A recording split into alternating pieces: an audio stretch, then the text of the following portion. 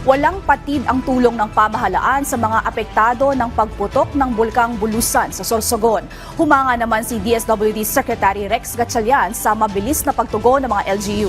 Ang detalye sa Balitang Pambansa ni Paul Hapin ng Radyo Pilipinas Albay. Malaking tulong sa amin yan.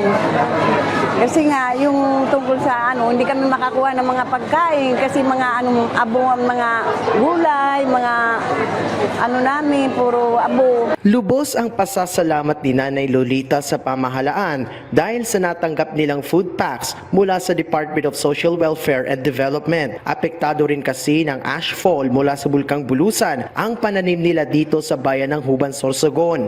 Isa si Nanay Lolita sa 80 pamilya na pansamantalang tumutuloy rito sa evacuation center. Kaya naman ang DSWD patuloy na nakamonitor para agad matugunan ang pangangailangan ng mga evacuee rito. Sa katunayan, mismong si Secretary Rex Gatchalian ang nanguna sa pamamahagi ng 80 family food packs at hygiene kits. Bukod dito, dinala din ng kagawaran ng mobile kitchen para matiyak na masarap at masustansya ang mga pagkain ng mga apektadong residente. Bilang tugon sa instruction ng ating Pangulo, dineploy natin yung bagong-bagong mobile kitchen ng DSWD para pwede mag-substitute. So minsan family food box, minsan naman fresh meal. Ngayon, ang what they're serving, ang nagluluto yung local government, fried chicken. So iba rin talaga yung fresh yung pagkain na niluluto. Humanga naman si Secretary Gatchalian sa naging tugon ng provincial government at mga LGU. Git ng kalihim, kitang-kita kasi ang pagtutulungan ng lahat ng ahensya ng pamahalaan para tulungan ang ating mga kababayan sa Sorsogon.